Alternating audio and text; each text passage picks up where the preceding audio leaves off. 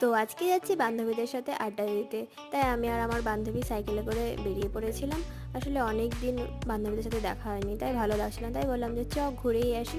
আর এইখানে আমাদের অদিতি আমাদের অপ্রসন্নাকে নিয়ে এসেছিল। খুবই দুষ্টুমি করছিল, ওর মায়ের কোল ছাড়া ও কারোর কাছে আসবে না। আর আমরা ওকে জোর জবরদস্তি করে আমি ওকে নিয়েছিলাম, নিয়ে টিয়ে ওকে আয় আয় চাঁদ মামা করে টিপ দেখাচ্ছিলাম। তাকাচ্ছে দেখো ও একবারে ড্যাপ ড্যাপ করে। তারপরে আমরা আইসক্রিম খেয়ে নিই, চা খেয়ে নিই, সন্ধ্যাবেলাকার আড্ডা চা ছাড়া তো জমেই না। खाली कप है চা খাও আর আমাদের অভয়বাবুকে আমি বলছি চা খাবি চা খাবি, তখন একবার হাত থেকে বাড়িয়ে দিচ্ছে একবারে চায়ের দিকে, রান্না করে ও ঝপাং করে চলে আসবে।